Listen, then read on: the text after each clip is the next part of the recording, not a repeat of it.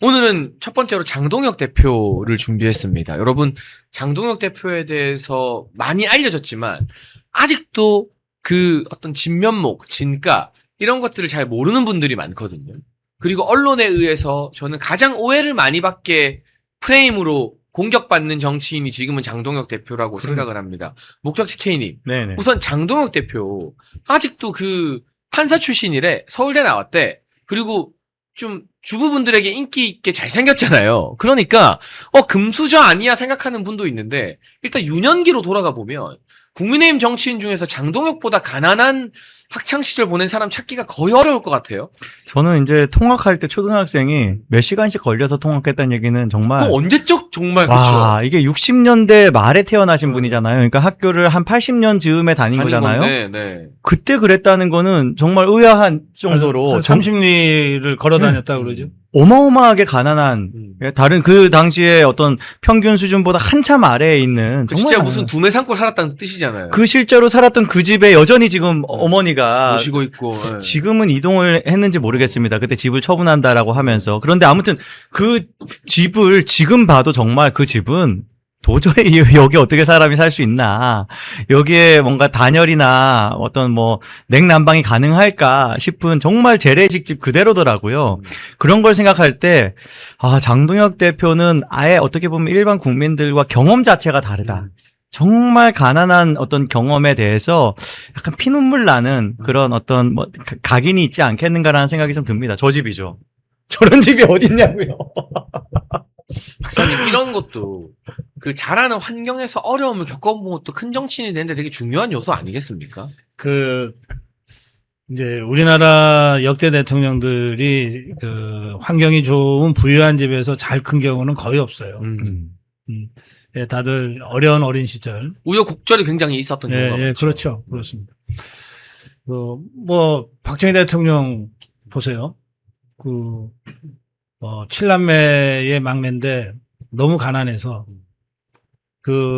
어머니가 애가 생겼는데 감당이 안 되니까 애를 유산시키려고 막 텐마루에서 뛰어내리고 그 정도였어요. 또 막 쓴 거를 막 들이키고 그래서 어머니가 혼절해서 병원에 실려갔는데 애는 살아난 거예요. 예, 그런 그러니까 태어나기 전부터 박정희 대통령은 정말 생존투쟁을 한 거지. 그런 역사가 있었고. 네. 이제 그런 그 역사들이 있어요.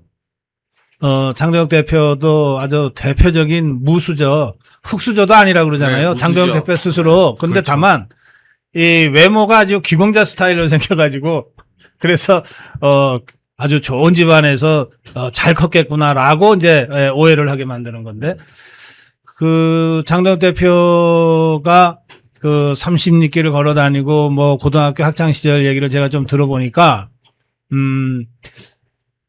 이렇게 평소에 말이 많거나 또는 막 앞에 나서서 왈가닥처럼 막 리더십을 발휘하거나 그런 사람은 아니었대요. 그런 학생은 아니었는데, 이제 애들 간에 왜 진짜 쓸데없는 거 갖고 막 핏대 세우고 막 싸움할 때가 있잖아. 논쟁할 때가 있잖아. 하나님이 진짜 있냐 없냐 막 이런 거. 그런 거, 네. 네? 사춘기 때 할 만한 그런 논쟁들. 네. 그럴 때 다 듣고 있다가 나서서 중재하면서 양쪽을 다 이해시키고서 이렇게 하는 데는 아주 탁월한 역량을 그때부터 갖고 있었던 것 같아요. 그런 일화들이 꽤 있어요. 그러네요. 그러니까 우리가 이제 젊은 애들 표현으로는 젊은 청년들 표현으로 메타인지가 좋다. 공감 능력이 뛰어나다. 이렇게 그렇죠, 이야기하거든요. 그렇죠. 네. 그런 부분들이 탁월하다. 예, 그러니까 이쪽 저쪽의 이야기를 물론 아이들 수준이니까 뭐 논리가 조리가 제대로 서 있지는 않았겠지만 어쨌든 생각이 있는 거 아니에요. 어떻게 보면 경험의 네. 폭이 깊기 때문에 가능한 거죠. 그거를 다 받아들이고 중재할 수 있는 정도의 그런 그 능력을 중고등학교 때부터 이렇게 좀 갖고 있었다. 이런 그 친구의 증언도 있어요. 예, 있고 그다음에 웅변 있잖아요. 네. 이게 학교를 걸어 다닐 정도 가난한 집안이니까 학원을 옳게 다녔겠어요. 무슨 영어 학원을 제대로 다녔겠어요. 근데 어쨌든 웅변 대회에서 아주 탁월한 역량을 발휘하고 영어 웅변도 한번 하고 뭐 이런 식으로. 예, 아니, 영어, 하여튼, 영어 말하기 대회 그러니까 입상했다고. 지난번에 미국에 그 갔을 미국 때. 가서 예. 실제로 이렇게 영어 연설을 하잖아요. 그게 누구 영어 선생님이 가서 막 급하게 무슨 원포인트 레슨 하듯이 한 게 아니에요. 그렇죠. 그러니까 평소에 그 정도 영어 구사 능력이 있는 거야. 그리고 보통 이렇게 시골에서 좀 어렵게 살면 특히 이제 우리 세대나 우리 바로 아래 장동혁 대표 세대는 사실 공부 잘해서 시험 붙는 거 말고는 계층 상승의 그렇죠. 사다리를 올라갈 방법이 없어요. 그것이 유일한 이제 네. 시험만이. 예, 유일한. 그래서 공부 열심히 해서 서울대 가고 서울대 갔어도 뭐 변변한 무슨 데이트니 뭐 이런 미팅 같은 것도 못 하고 그냥 공부만 했던 것 같아요. 그러니까 행시사시 2개를 합격하죠. 그러니까 저는 그 어려운 시절의 경험이 보편적인 우리 대중들 서민들의 정서를 이해하는데 굉장한 도움이 되는 도움이 자산이라고 되죠. 생각하고 예. 정말요. 에피소드 하나 제가 장동욱 대표에게 직접 들었던 건데 인상적인 게 어릴 때는 이제 그 먼 길에 왔다 갔다 하면서 집에 점심 먹으러 갔었고 고등학교 때는 공부할 시간이 부족하니까 아침에 어머니가 도시락 3개를 싸서 학교로 와주셨대요. 그러면 그걸 받아서 하루 종일 고등학교에서 아침, 점심, 저녁을 먹고 학교에서 잤대요.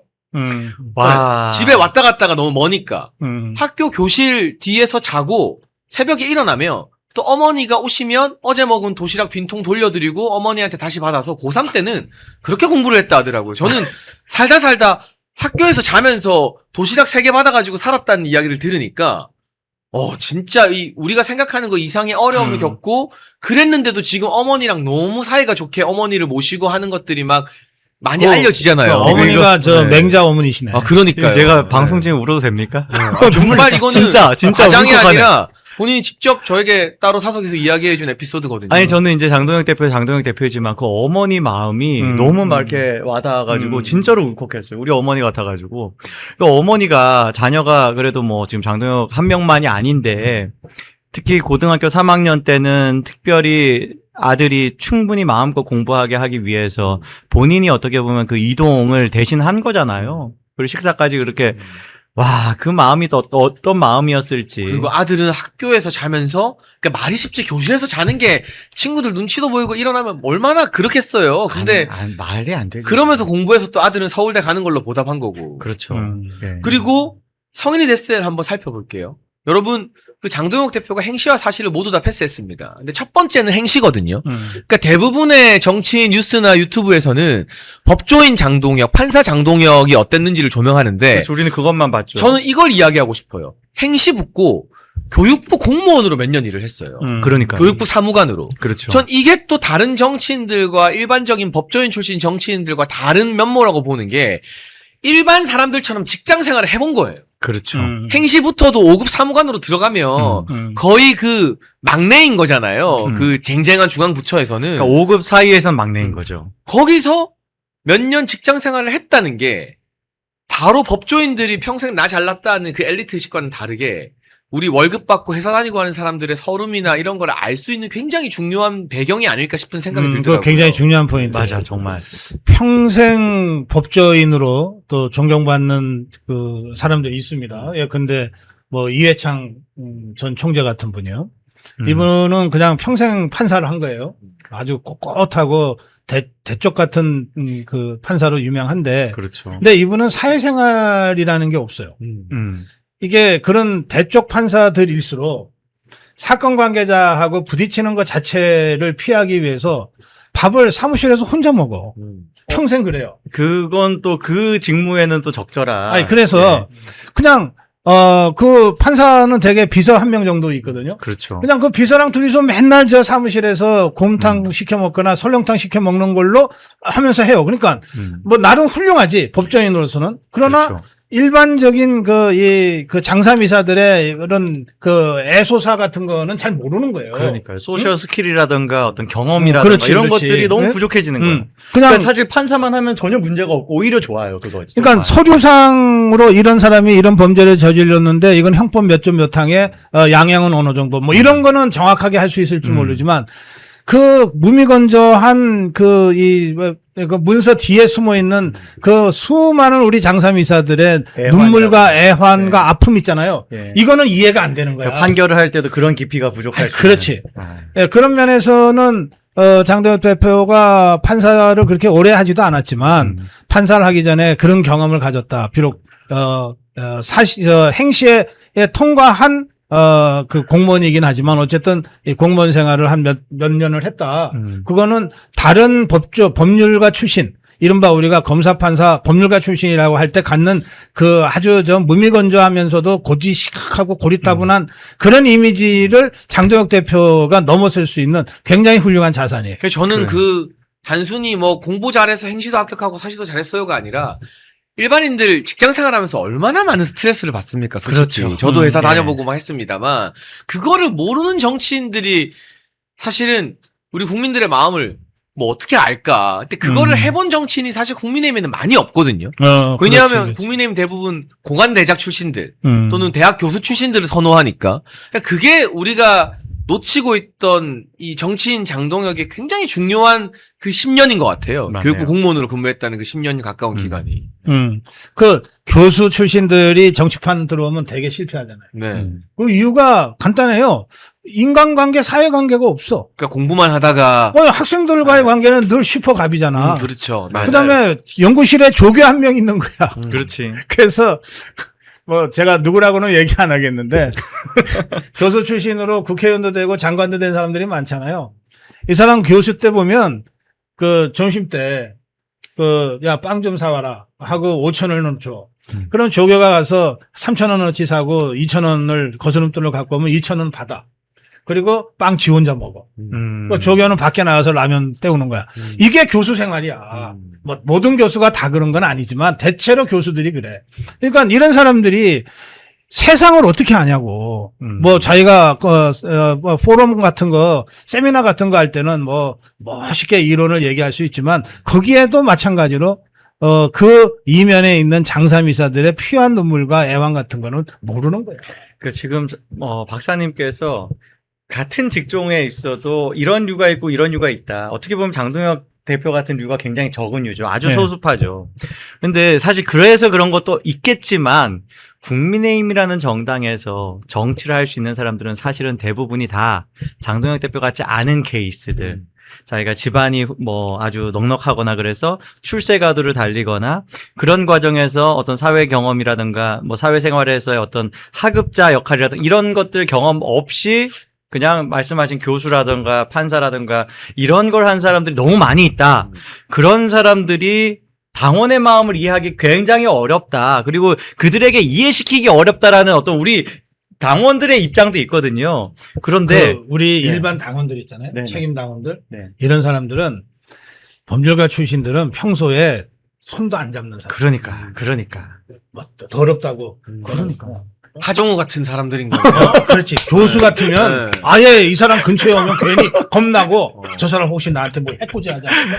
아, 정우 방심하고 그렇게 쉬고 사는 있었는데. 사람들이에요. 그게. 그러니 그 사람들이 정말 우리 당원들 보면요. 제가 지방에 내려갈 때마다 아미고 동지들도 보지만 정말 수십 년 당원들도 많이 만나 뵙거든요.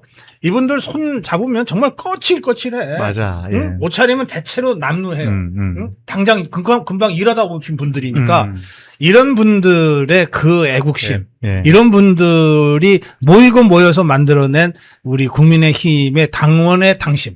맞아요. 이것들이 이해할 수 있겠냐고. 근데 그러니까. 장동혁 대표가 그걸 이해하는 지금 거의 그러니까. 유일한 정치인이니까 그러니까. 이 어려운 환경 조중동이 다 집중 공격해도 당원들이 지켜주고 있는 거잖아요. 정확히. 그럼요. 그래서 저는 이 표현을 하고 싶어요. 지금 조중동이 장동혁 대표 그리고 장동혁 대표 주변 사람들 특히 이제 공격을 할 때 하는 표현이 당권파라는 표현을 합니다. 김민수 최고라든가 혹은 이제 새롭게 당권파가 된 박준태 호위무사라고 제목을 헤드라인 쓰더라고요. 저한테도 맨날 당권파 그랬어요. 막 친장계 그러고 막. 언제 권력 좀 휘둘러 보셨어요? 아니 용병군 부원장이 무슨 권력이 있는지 모르겠는데 막 난리도 아니었어요 한창 때. 그런데 장동혁 대표는요 당권파가 아니라 당원파다. 그렇죠. 네. 당원의 마음이 뭔지가 가장 중요한 사람이다. 궁금해하더라. 그리고 그 궁금해함으로 알게 되면 그거를 자기 정치에 반영하려고 애를 쓰는 사람이다. 그게 당장 지금 당 내에서는 공격당할 빌미가 되더라도 그걸 하는 사람이다. 여기에 당원들이 효능감을 느끼는 거예요.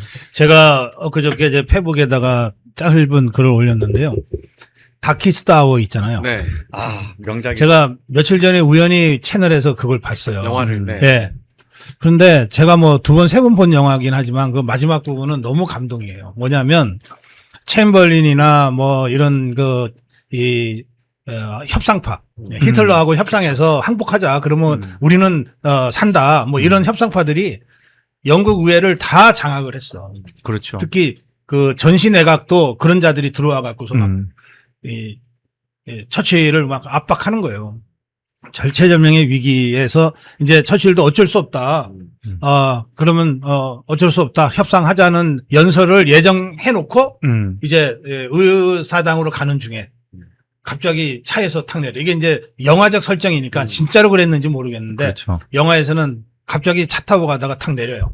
비가 오는 날. 내려서 지하철을 가.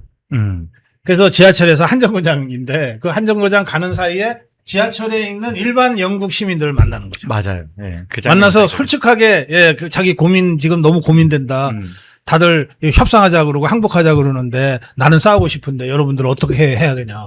그러니까 거기에 나는 누굽니다 하면서 한마디씩 하는 거가 죽음을 결사하고 싸우자 이거예요. 쫙. 그게 한정거장 가니까 짧죠. 영화 시간으로도 짧지만 거기 나오는 그 영국 시민들, 영국 국민들의 그 얘기를 듣고 처칠이 가요. 가서 내가 조금 전에 지하철에서 우리 위대한 영국 국민들을 만났다. 하면서 자기가 메모 누구누구 이름을 메모를 했어. 누구누구 만났다. 누구누구 만났다. 누구누구 만났다. 그러니까 뭐 그냥 평범한 사람들이지. 그렇죠. 응? 그런데 이분들이 나한테 이렇게 말씀하셨다.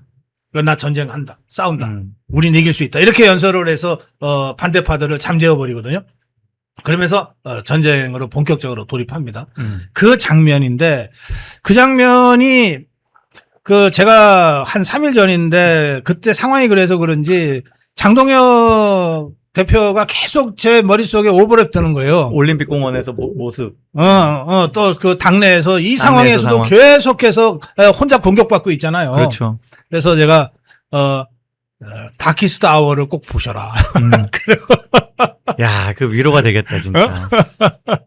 네, 저희가 지금 다른 데서 다루지 않는 장동혁 대표의 유년기와 그리고 성인이 됐을 때 일반 공무원으로 근무하면서 지금 박사님 말씀하신 일반 시민들, 당원들과 호흡하는 또 원동력이 거기에 있지 않겠느냐라는 분석을 했는데요. 정치인 장동혁도 갑작스럽게 라이징 스타가 되고 벼락 인기 스타가 된 건 아닙니다. 그렇죠. 굉장히 어려운 낙선과 원의 정치인의 길이 있었습니다. 그 부분 짚어보려고 하는데 마지막 광고 30초만 볼 동안 좋아요 눌러주시고 돌아와서 정치인 장동혁에 대해서 조명되지 않았던 숨은 이야기들 좀 들려드리겠습니다. 잠깐 광고 보고 오시죠. 네, 멸콩TV에서 신제품 환신 나이가라 2+1 특별 할인을 진행 중입니다. 50년 전통의 신화제약에서 회사의 명예를 걸고 자신있게 만들었습니다. 면역력 강화, 혈액순환 개선, 피로 개선, 기억력 개선, 항산화에 도움을 주는 식약처 인정 건강기능식품입니다. 특히 밤에 주무시다가 화장실 문제로 불편을 겪는 분들에게 추천드립니다. 멸콩TV와 함께하는 환신 나이가라 많은 문의와 사랑을 부탁드립니다. 장동혁 대표 이렇게 남모르는 어려운 과정들을 겪으면서 정치인이 됐는데 판사를 하다가 정치인에 입문했는데 바로 국회의원 달고 막 잘 나간 게 아니에요. 처음에 대전 유성갑이라는 굉장한 험지에 출마했다가 완전 험지예요. 낙선을 했어요. 그리고 원외 위원장으로 있었는데요. 그때 그 낙선한 원외 위원장들이 얼마나 고생하는지는 우리가 이상규 위원장 보면 잘 알고 있잖아요.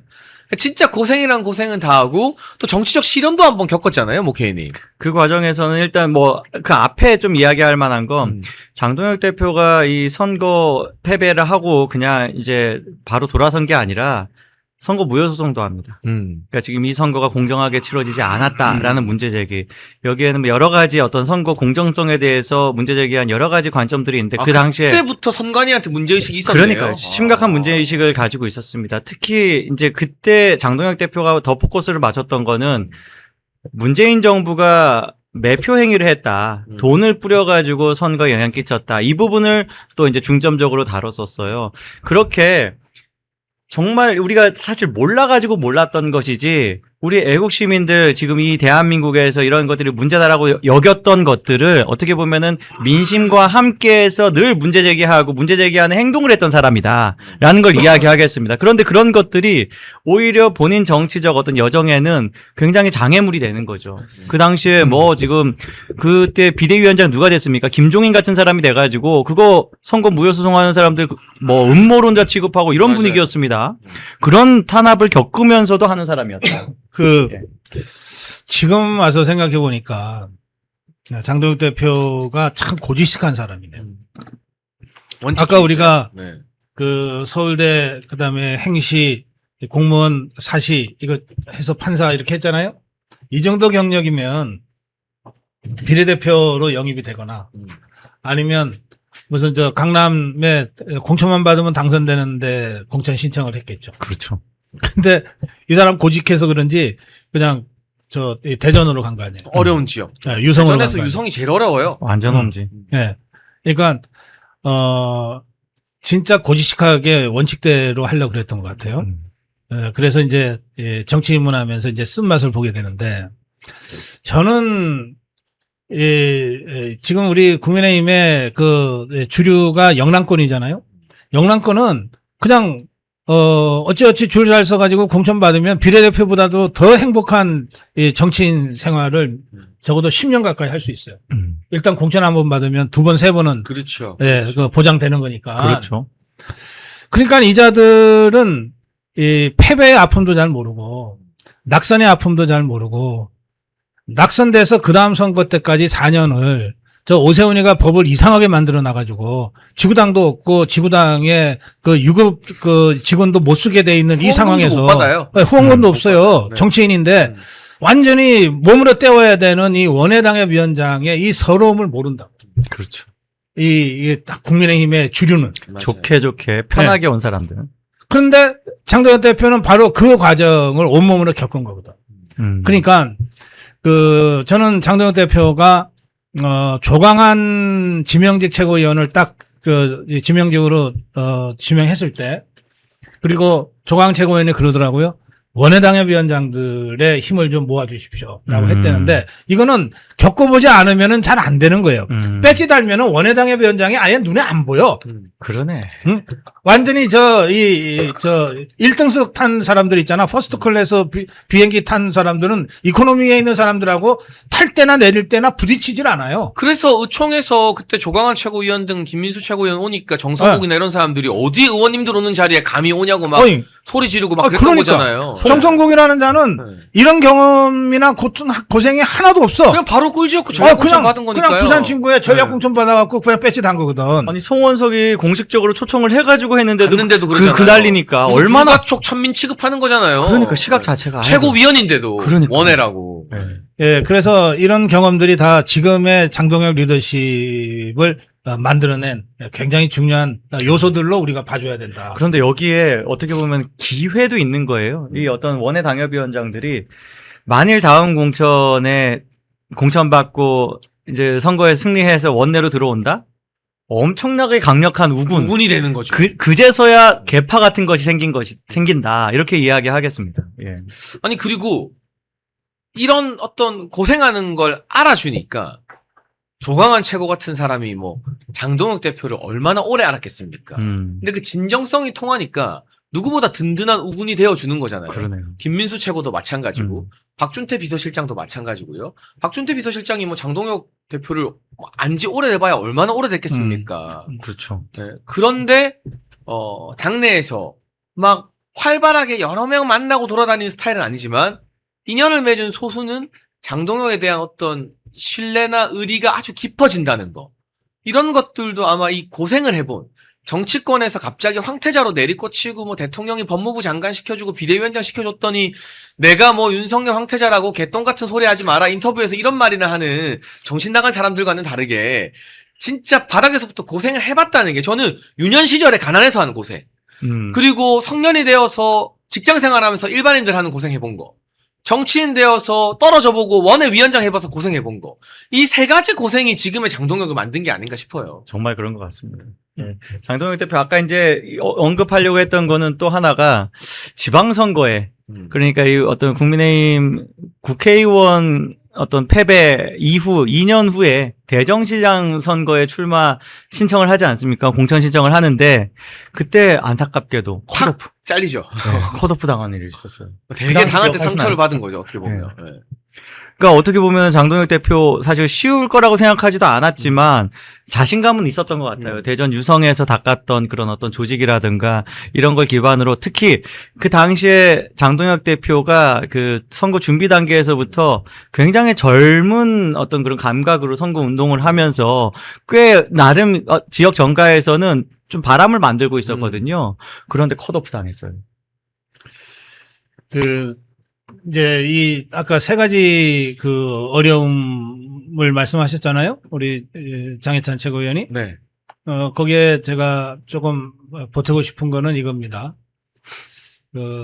저는 종교가 없는데, 이 신앙이 있는 분들은 이런 어려움과 고통과 환난을, 넘어설 수 있는 강력한 힘을 발휘하곤 해요. 장동혁 대표가 굉장히 독실한 기독교 신앙을 갖고 있는 그렇죠. 거 네. 알려져 있고 또 그거를 굳이 감추려고 하지 않아요. 맞아요. 그런데 그렇다고 해서 뭐 사찰에 가는 것을 거리끼 하거나 뭘 좀 이렇게 좀 어려워하거나 그런 것 같지도 않아요. 예. 그러니까 좀 이렇게 툭 튀어 있는 것 같아. 예. 그래서 안으로는 굉장히 치열하고 또 그 여러 가지 어려움을 신앙의 힘으로 극복해서 여기까지 왔다고 생각하는데 그렇다고 해서 이런 자신의 그 종교를 뭐 내세우거나 뭐 이걸 가지고서 뭘 하려거나 이런 생각은 또 전혀 없어. 그런 면에서는 그 공인으로서의 자기 정리가 아주 잘 돼 있는 사람이다. 그런 생각이 들고요. 제가 엊그저께 이 올림픽 공원에서 장동혁 대표의 모습을 보면서 제가 다시 한번 감탄했어요. 어느 대목이냐면 처음에 아까 말씀 나왔는데 그 경찰이 진입하려고 그러니까 막으러 간 거 아니에요. 네. 그리고 국민과 함께 있겠다고 간 거 아니에요. 근데 현장에 가서 이제 연좌도 했는데 그러면서 뭔가 그래도 무작정 스포츠 선수들 그거를 반출을 우리가 막을 수는 없다 하는 얘기가 그때부터 나왔어요. 근데 그때는 논의 진전이 잘 안 됐어요. 그게 오전 10시, 11시 이때입니다. 그리고 나서 12시 반쯤 돼서 일단 그 자리를 떠나요.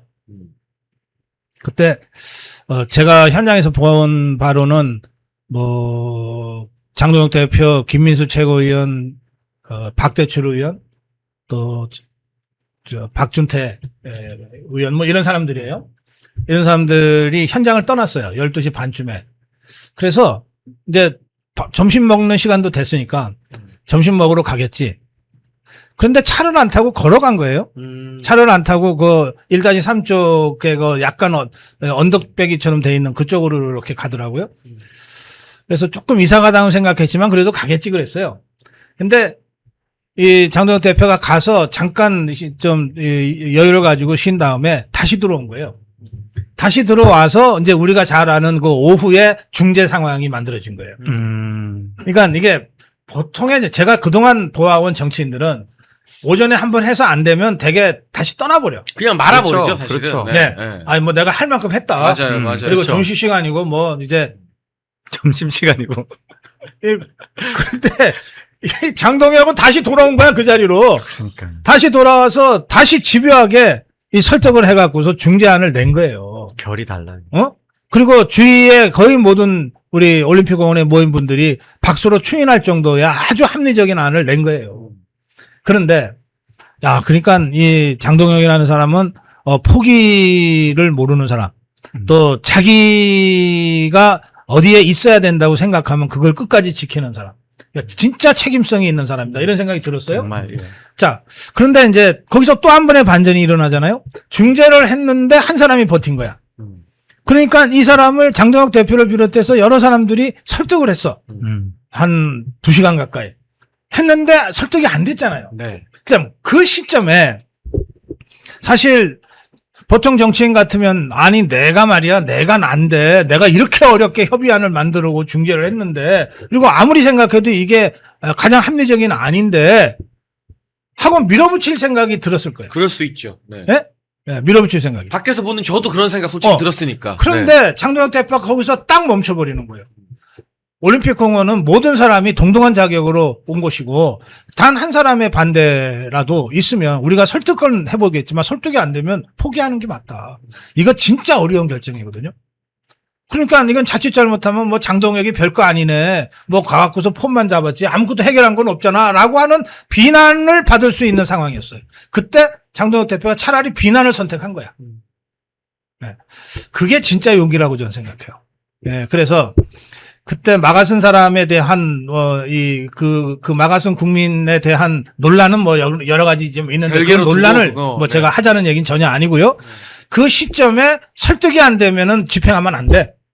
라고 하는 그 용기가 아주 전 중요하다 이렇게 생각해요. 예, 그런 점에서 지금 장동혁 대표가 지금 현재 보이고 있는 리더십은 저도 제가 한 40년 정치 평론하면서 보아온 지금까지의 정치 지도자들과는 완전히 결이 다른 그런 새로운 리더십이다. 박사님이 이렇게 평가하시는 건 정말 저는 처음 보는 일이긴 하거든요. 그러네요. 네. 아니 비슷한 사람이 없어. 그러니까 지금까지 정치인들 중에. 박사님이 정치인에 대해서 이제 논평을 할 때는 그 기준이 굉장히 높아요. 높잖아요. 엄청 짜셔요. 잘 아시겠지만. 네. 완전 짠물이신데. 그러니까요. 오늘 이 장동혁 대표에 대한 저희가 심층 검증을 하면서 고성국 박사님이 저렇게 말씀하시는 거 아마 올림픽 공원에서 장 대표의 모습이 또 고 박사님께도 새로운 아마 충격, 좋은 의미에서의 그런 걸 주지 않았을까 싶은데 제가 한 1년 전쯤에 우리 고 박사님과 좀 이제 사적인 자리에서 장동혁 대표에 대해서 이제 논의를 했던 기억이 있거든요. 그때 그 고 박사님은 굉장히 조심스러우셨어요. 그러니까 아직 이제 충분히 검증이 안 됐다라는 그랬죠. 입장이었습니다. 예, 지켜봐야 된다. 그런 네. 관점인데 거기서부터 시작인 거거든요. 그러니까 장동혁 대표가 고 박사님한테 호감을 준 상태에서 1년을 보낸 게 아니라 굉장히 고 박사님께서 아직 모른다. 아직 믿을 수가 없다. 아직 신뢰하기 어렵다라는 과정에서 이렇게 하나하나 검증하시고 난 결과이기 때문에 저는 이 평가가 그 어떤 정치인에 대한 평가보다 더 의미가 크다라는 생각이 듭니다. 장동혁 대표가 어떻게 보면 고 박사님의 마음을 따낸 것 같다는 느낌이거든요. 그렇다 볼 수도 있는데 예. 혹시 오해 있으실까봐. 장동혁 대표가 된 다음 벌써 한 9개월 됐나요? 오래됐죠. 네. 10개월. 예. 예, 아직 전화 한 통화 없습니다. 전혀 그 어떤 사적인 어떤 동기가 아니다. 그러니까 저는 이걸 고 박사님과 자주 방송하니까 알고 있는데 맨날 언론에서 뭐 고성국 박사님이 뒤에 있고 뭘 다 하고 뭐 하는데 왜 그러냐면 그쪽은 그렇게 하거든요. 좌파들. 그러니까 정말 아닙니다. 네. 정말 그거는 좌파들 그렇게 하고 한동훈계 그렇게 하고 있고. 정말 아니라는 말씀은 제가 몇 번이나 멸콩 TV에서도 기자들 보라고 말씀을 드린 바 있습니다. 제 전화기에 장동혁 대표 이름이 없어요. 정말. 오늘 저희가 장동혁이라는 정치인에 대해서 고성국 박사님, 목회인님과 함께 심층 검증하는 시간을 좀 가져봤는데요. 여러분 어떠십니까? 현안에 대한 이야기도 좋지만 이렇게 일주일에 한 번은 인물을 깊숙이 알아가고 그 인물과 관련한 정치 상황을 저희가 야당뿐만 아니라 정청래나 뭐 이런 인간들도 조명하면서 여러 가지 다양한 깊이 있는 정보들을 좀 전해드리려고 하거든요. 오늘 들으시면서 그동안 몰랐던 인간 장동혁, 정치인 장동혁의 진면목, 또 깊이 있는 비하인드 스토리를 여러분들이 많이 알아가셨다면 구독과 좋아요로 더운 총회가 진행되고 있는데요. 비공개로 전환이 되어서 자세한 소식은 저희가 속보 오는 대로 또 전해드리고 여러분께 알려드리도록 하고요. 먼저 시작하면서 모처럼 좀 기분 좋은 소식으로 포문을 열어보려고 합니다. 공식적으로 이제 데드크로스가 일어났어요. 이재명의 부정평가가 긍정평가를 넘는 여론조사가 조원 CNI. 이 정도면 굉장히 인지도 있는 여론조사 업체잖아요. 여기서 발표가 됐는데 고성국 박사님 가장 큰 요인은 무엇인지 그리고 이게 여기서 끝이 아니라 이재명 정권 몰락의 시작이라도 봐도 되는지 어떻게 보시는지 궁금합니다. 지가 지 범죄를 지우려고 하는데 어느 국민이 지지하겠어요. 이재명 지지율이 40%대로 추락해서 지지보다 그 지지 안 한다가 더 많아진 것은 네. 100% 이재명의 자업자득입니다. 음.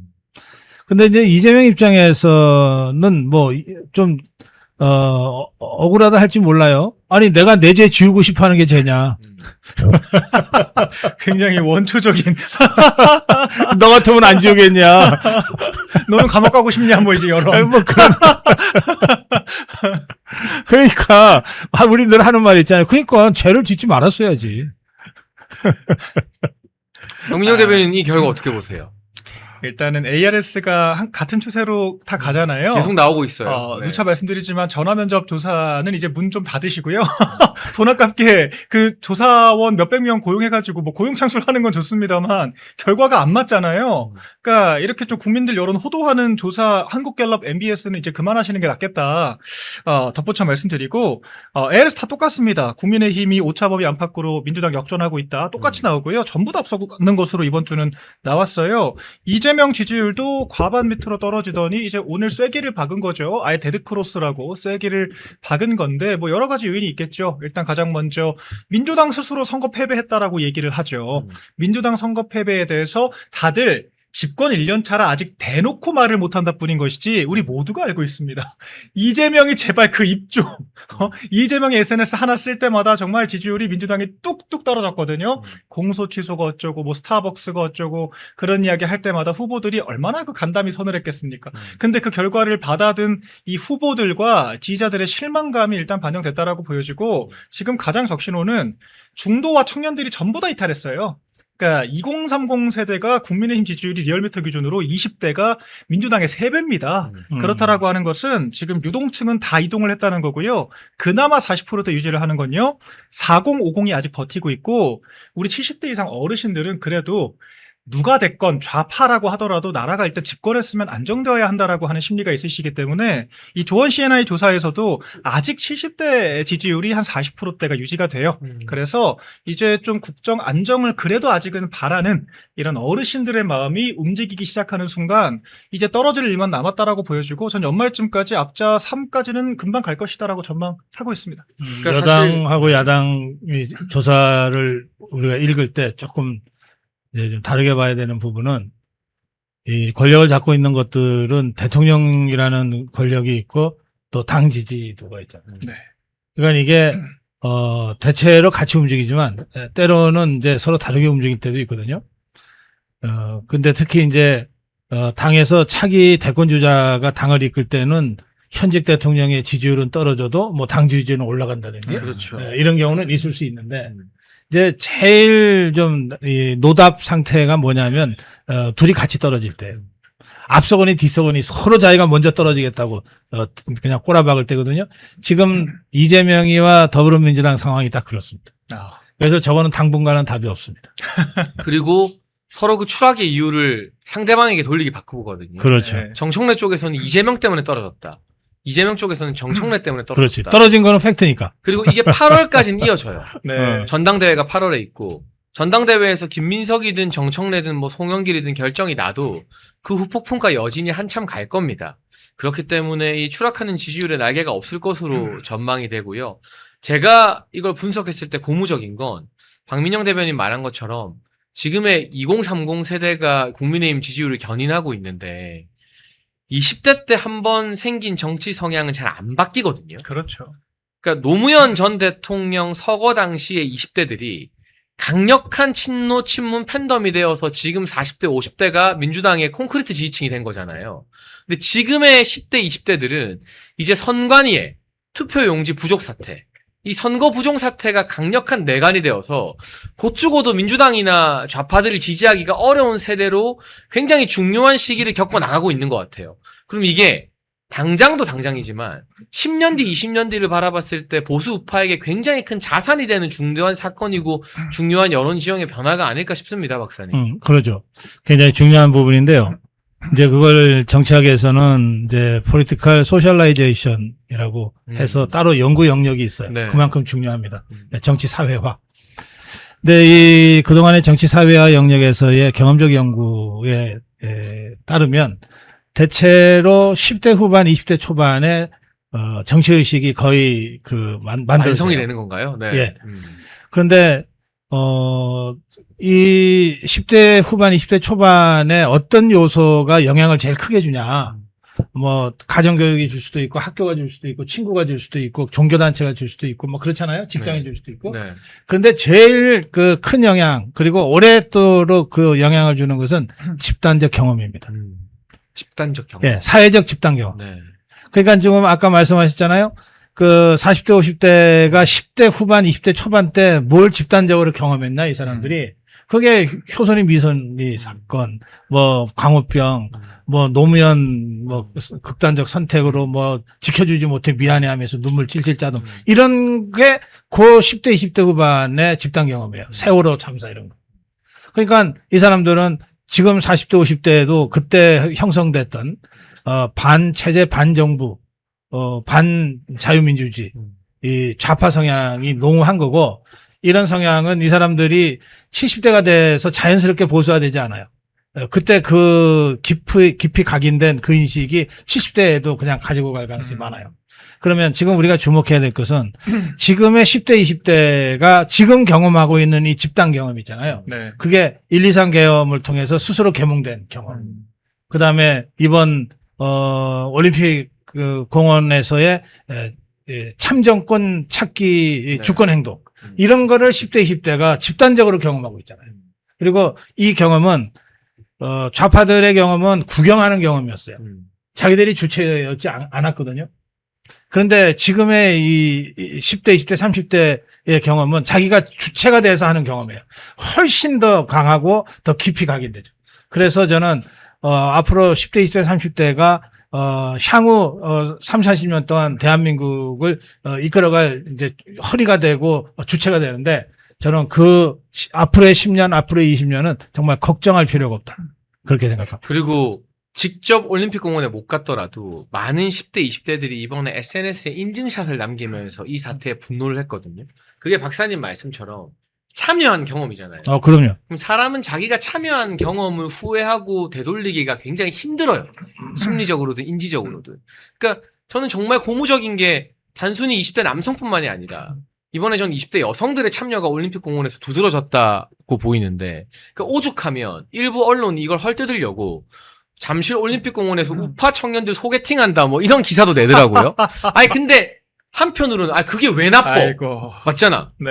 거기가 어떻게 보면 또 축제의 현장이기도 한데 그렇죠. 문화의 장이 된 거기서 거예요. 정말 비슷하게 나온 사람들끼리 뭐 좋은 감정 누가 뭐 불쾌하지만 않는다면요. 그렇죠. 그게 나쁠 것도 없거니와 네. 그런 기사까지 나온다는 건 자꾸 이대남 이대남만 주목했지만 오히려 이대녀들도 이번 사태를 계기로 확실하게 저 좌파하는 선을 긋기 시작했다. 그리고 본인을 보수 우파로 커밍아웃 하는데 아무런 부담감을 안 느끼는 세태가 되었다는 건데 이게 앞으로의 이 지금 우리가 오늘 여론조사로 기뻐할 게 아니라 박사님 네. 말씀처럼 10년, 20년을 두고 굉장히 큰 변화와 어떤 시대의 물결이 이번에 휘몰아치고 있는 게 아닌가 하는 생각 듭니다. 이 중에서 제일 어린 박민영 대변인은 좀 더 체감이 많이 될 거잖아요. 제가 33이거든요. 네. 그래서 사실 딱 저는 왜 젊은 층들이 좌파를 싫어하냐. 사실 30대도 거의 20대만큼이나 국민의힘 지지세가 높거든요. 거의 더블 스코어 나와요. 리얼미터 보면은 20대는 민주당 20, 국민의힘 60이에요. 3배예요, 3배. 30대 같은 경우에도 25대 50%대가 나와서 2배가 넘게 나옵니다. 그러니까 지금 30대까지 딱 포괄하는 이 정서들이 있는 건데 그냥 쉽게 말해서 좌파들을 이제 기득권으로 보는 거예요. 무슨 민주당이 얼어 죽을 진보입니까? 지금 지킬 것들이 얼마나 많은 지금 가장 큰 제도권 권력을 틀어진 기득권이 민주당인데요. 자기네들부터가 언어 자체가 달라졌잖아요. 합법적인 몽둥이를 들겠다. 내가 법도 좌지우지할 수 있는데 그 법으로 당신들을 찍어 누르겠다라고 당당하게 이야기를 하는 이 존재 모순적인 존재, 진보 대학생이라고 하는 존재가 바로 지금 좌파들의 실체라고 하는 걸 우리가 너무 잘 알고 있습니다. 청년들은 늘 기득권에 저항해 왔어요. 물론 국민의힘도 대통령 정당이었고 굉장히 이제 그 체급이 큰 정당이죠. 그러나 지금 우리가 비상계엄 사태 이후에 목도했던 모든 현상들은 민주당에 의한 입법 독재 그리고 행정까지 장악하고 사법까지 장악하려고 하는 이 무소불위의 권력 행사 이것만을 목도를 했단 말이에요. 그 지금 30대 부동산 때문에 정말 부글부글 끓습니다. 집을 못 사게 해요. 무슨 나라가 집도 사지 마라, 커피도 먹지 마라, 무슨 뭐 일본도 가지 마라, 회도 먹지 마라 하지 말라는 게 얼마나 많습니까? 그러니까 이 자유주의라고 하는 정서 자체가 이 뼛속 깊이 체화되면서 자란 젊은 세대 입장에서는 이 좌파들의 통제 일변도의 정서, 공산주의식 경제 정책이 도저히 이해가 안 되는 거예요. 그래서 아마 이 각인된 기억들은 오래 갈 거라고 저는 보는데 그런데 그렇다라고 해서 국민의힘을 마냥 좋아하냐? 그게 아닌 게 중요합니다. 그러니까 여전히 국민의힘도 별로야. 그런데 민주당 견제해야 되니까 딱 이 정도 감정이라고 봐요. 저는 대다수는. 그래. 왜 그러냐? 지금도 장동혁 대표만 싸우지 나머지 국회의원들 지금 의총 열어가지고 대표 거치고 어쩌고 저쩌고 이런 얘기 아직도 하고 있잖아요. 맞아요. 지금 장동혁 대표가 젊은 기수들을 앞장서서 이끌고 있는 지금 최전방에서 싸우고 있는데 뒤따라 도와주는 게 아니라 외려 발목을 부여잡으면서 내려오라고 지금 얘기만 하고 있으니 젊은 세대가 봤을 때 국민의힘이 저 당은 여전히 자기 밥그릇 싸움만 하는구나 이런 생각 안 들겠습니까? 그러니까 지금 진짜 이 일부 의원들 부환회동하는 의원들 정말 반성하셔야 돼요. 이번에 젊은 세대 겨우겨우 우리 당의 지지를 보내고 있는 젊은 세대 생착시키지 못하면요. 그게 바로 딱 지금 이 구태 기득권 자기 자리 지키기 바쁜 그 기득권들 때문에 떨어져 나가는 것이다. 이거 제가 분명히 말씀드릴게요. 우리 장해찬 최고위원 말씀 중에 좀 재밌는 부분이 있어요. 네. 그러니까 올림픽공원에서 우리 그 국민행동을 위해서 나선 젊은 청년들이 거기서 뭐 소개팅을 한다. 근데 그런 얘기가 있는데 마치 비난을 하는 듯이. 언론에서 그렇게 썼죠, 근데 기사를. 그게 뭐가 나쁘냐 그랬잖아요. 네. 그 최근에 그 이혼하는 사람들 또는 이제 데이트를 하다가 헤어지는 사람들의 원인을 보면 정치적 견해 차이가 제일 많아요. 그거 봤습니다. 언론 기사에서 나오더라고요. 그렇죠. 네. 그러니까 이게 서로 좋아서 만나서 데이트도 하고 뭐 결혼도 하는데 가만히 보니까 알고 보니까 이게 하나는 자유파가 하나는 좌파야. 그러면 사사건건 정말 이 밥을 같이 못 먹게 된단 말이에요. 결국은. 예? 그러니까 헤어지는 거예요. 네. 그러니까 아니 적어도 올림픽 공원에서 젊은 청춘 남녀가 만나면 네. 적어도 그것 때문에 헤어질 일은 없잖아요. 그러니까요. 그러니까 그거를 지금 언론들이요. 예.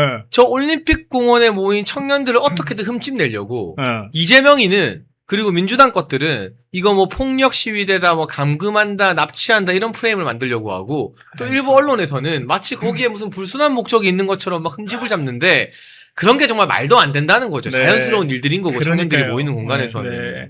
아니, 그만큼 이번 집회가 특수하다는 거죠. 뭔가 정치 결사체로서 정치적인 이해관계, 뭐 사적 이익이나 뭐 정파적인 목적을 아니, 가지고 그래서- 나온 게 아니라 문화적인 공간에 정말 내 참정권 보장받겠다고 맞아요. 나왔다는 거예요. 그래서 제가 말씀 나온 김에 혼기가 된 자녀들을 가지고 데리고 있는 우리 부모님들 있잖아요.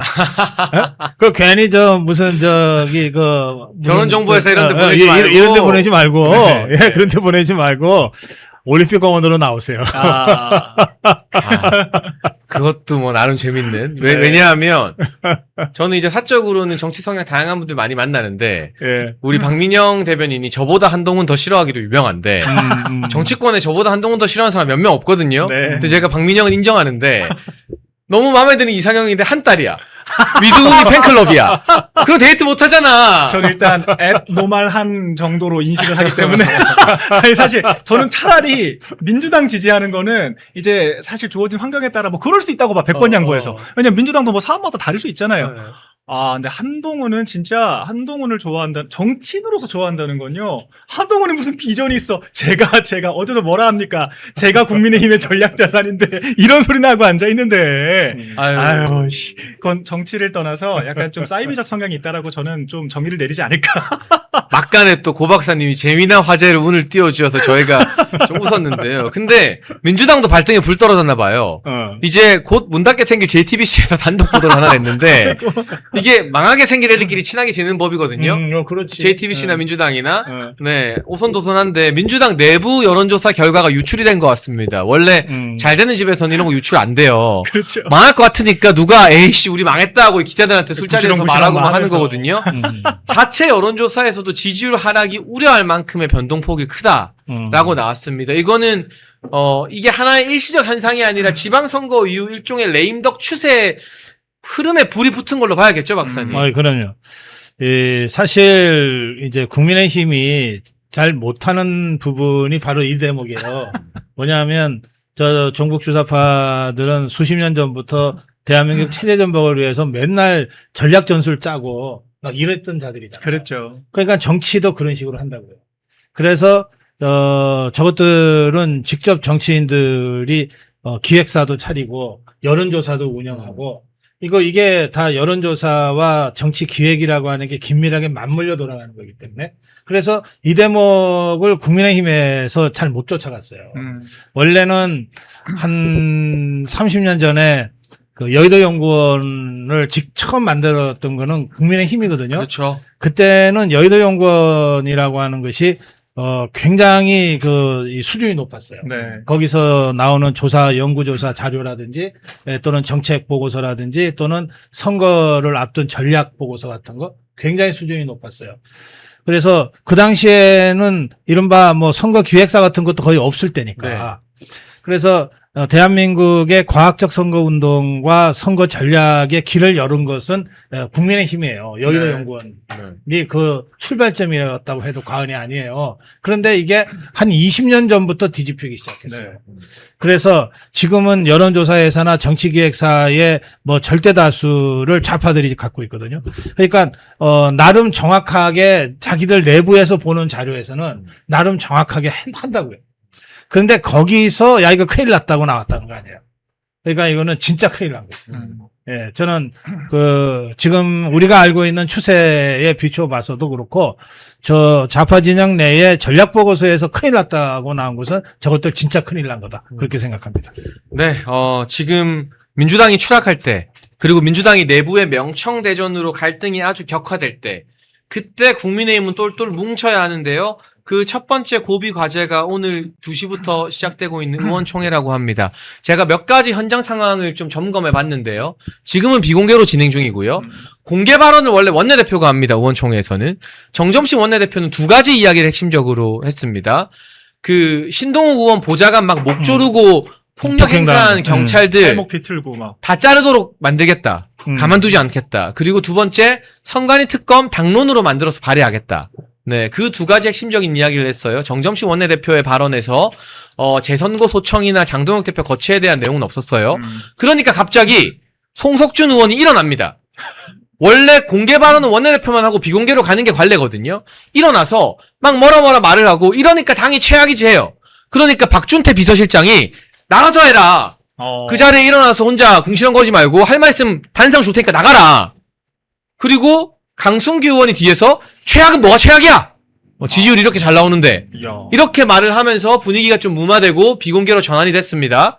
근데 비공개로 전환되면 뭐 배현진이니 뭐니 나와서 막 장 대표 물러나라 하겠지만 그거야 뭐 저는 여러분 저는 진짜 아침에 고성국 TV에서도 말했지만 귀등으로도 안 듣거든요. 그렇죠. 지들이 그러거나 말거나. 네. 근데 고무적인 건 옛날에는 저런 일들이 벌어질 때 장 대표 공개적으로 도와주는 목소리가 별로 없었는데 오늘은 박준태 비서실장이나 강승규 의원이 나서서 막 뭐 하는 거냐 막 이렇게 하잖아요. 상당히 당 내부의 분위기도 좀 달라진 것 같아요, 박 대변인. 고무적이죠. 네. 일단 굉장히 고무적이라고 생각하고 저는 그 원동력 자체가 장독 대표가 지지를 받고 있다라고 하는 객관적인 지금 증거들이 나오고 있잖아요. 그러니까 지금 오만 헐뜯기 위해서 처음에는 무슨 선거 결과가 별로더라고 이제 얘기를 하기 시작해요. 그런데 막상 기초단체장 선거랑 다 결과를 놓고 보니까 이전 야당 선거 대비 굉장히 선방했다라고 하는 게 객관적인 데이터로 나와요. 그러니까 또 할 말이 없죠. 이제 그러니까 또 막 말을 만듭니다. 무슨 뭐 장동혁 대표가 간대만 결과가 좋았니 나빴니. 근데 막상 또 비교해보면 또 그렇지도 않아요. 그러니까 이제 또 뭐라 그러냐면은 무슨 뭐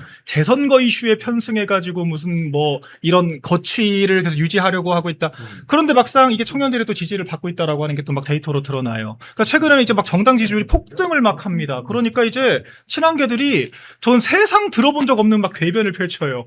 한동훈과 오세훈이 당선돼가지고 뭐 보수 미래 지도자에 대한 기대감. 저는 그런 해괴망측한 정치평론 처음 들어봐요. 근데 거기서 한 발 더 나가서 이제는 김근식 교수 뭐라 그러냐면요. 그 장동혁 대표가 사퇴할 거라고 하는 기대감 때문에 국민의힘 지지율이 올라갔다. 이따위 소리는 하고 있습니다.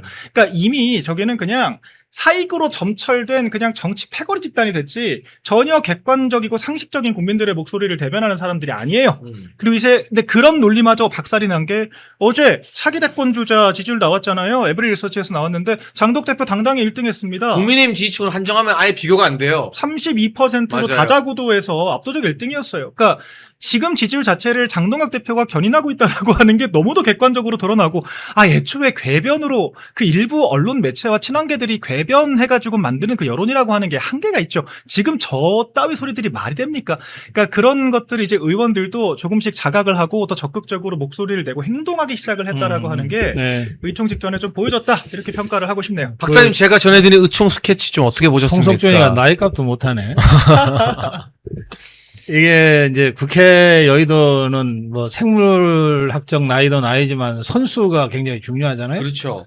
송석준이가 아마 경기도 이천에서 3선 하고 있을 네. 거예요. 중진이죠. 예. 그런데 이 3선을 하고 있는 자가 얼마나 터무니없는 소리를 했으면 초선한테 쥐어 박힙니까? 그러네요. 이것도 의총장에서는 웬만해서는 안 하는 일이에요. 아, 그렇네요. 박준태 의원 초선이네요. 그렇죠. 초선 삼선이 비례예요. 초선한테 저 정도로 들이받쳐버리면요. 쪽팔려서 국회 당분간 못 나와요. 아, 그러니까. 생각을 해보세요. 아, 그렇네요. 네.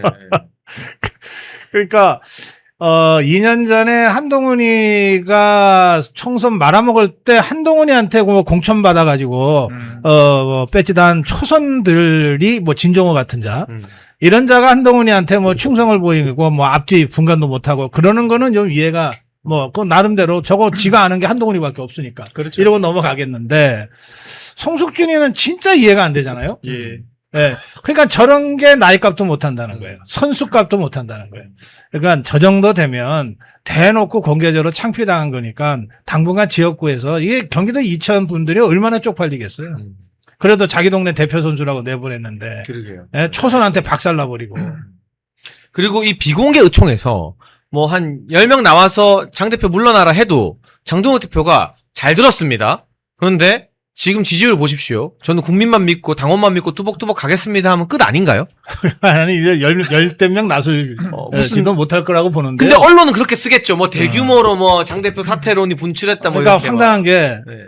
정정식 원내대표가 모두 발언을 했는데 공개 모두 발언에서 두 가지 얘기했다고 그랬죠? 네. 예.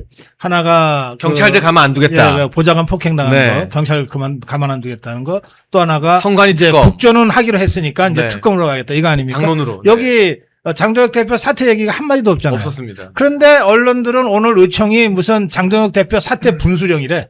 이런 식으로 보도를 한다고. 희망사항을 써요. 요새. 아니, 그러니까 아니 언론들아 좀 정신 차려. 너네 자꾸 그러면은 진짜 아무도 안 봐.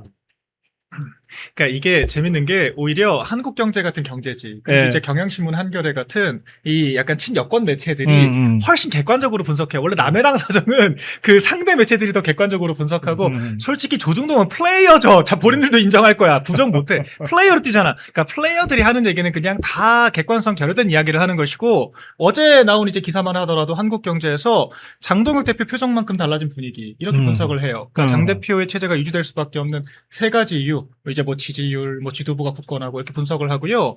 경향신문은 더 디테일하게 6가지 이유를 가지고 또 분석을 했어요. 그래서 뭐 선거 결과부터 시작해서 이게 쭉 선관위 재선거 이슈까지 나열을 하고 있고 원내에서도 구체적으로 끌어내릴 지금 방법이 없다는 거예요. 그러니까 제가 들으면서 참 헛웃음이 나왔던 게 우리 당 정치 참 진짜 앙증맞게들 한다. 제가 참 우리 의원님들께 무례한 발언일 수 있겠지만 너무 앙증맞게들 하세요. 왜 그러냐면 아니 민주당은 진짜 UFC잖아요. 얼마나 살벌하게 싸웁니까? 저 명청 갈등 보세요. 명청 갈등에서 아웃된 사람 진짜 평생 정치 생명 끝나는 거예요. 김병기 보세요. 그게 이제 좌파들의 싸움인데 우리 국민의힘 의원분들께서는 이렇게 손 들고 다소곳하게 자기 의견 우리 같이 사퇴하면 어떨까요? 사퇴하시는 게 좋겠습니다. 의총 비공개 의총에서나 뭐라 떠들지 밖에 나가서 또 말도 못해. 그러니까 그러신 상황이고요. 그 대안과 미래 뭐 총 떼매는 것처럼 보였지만 막상 기자들이 막 물어본대요. 그래서 25명 총의를 좀 모았냐. 처음에 막 연판장 가져간다고 했답니다. 의총에 25명 동의를 얻은 연판장 가져가겠다고 했는데 연판장 그래서 만들었어요? 라고 기자들이 물어보니까 대답을 못한대요. 우물쭈물. 그러니까 대안과 미래 안에서조차도 제대로 된 합의를 못 이끌어낸 거예요. 그러니까 지금 이 자칭 소장파라고 하는 사람들 그중에서 이 강성인 분들이 얼마나 참 파렴치하게 자기 이익, 자기 자리만 생각을 하는가에 대해서 이제 같은 부류에 있던 의원들도 이탈하기 시작했다라고 하는 거 굉장히 고무적이다 평가를 하고 그게 바로 객관적인 지금 장동 지도부에 대한 평가다라고 생각을 합니다.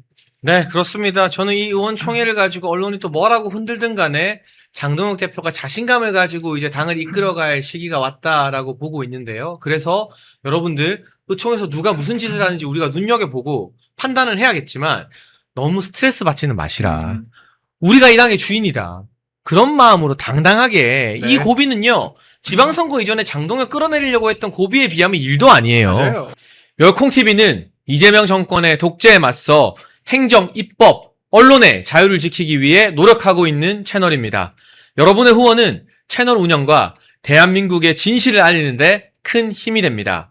우리의 자유와 미래를 지켜갈 수 있도록 멸콩천사에 가입해 주시고 멸콩TV를 응원해 주십시오. 가입 및 후원을 원하시는 분들은 아래 배너의 전화번호나 댓글 링크로 문자 또는 가입 신청해 주시면 멸콩TV 더 좋은 출연진들과 함께 항상 좋은 방송을 만드는데 큰 도움이 되겠습니다. 멸콩천사 후원 가입 많은 관심 부탁드립니다.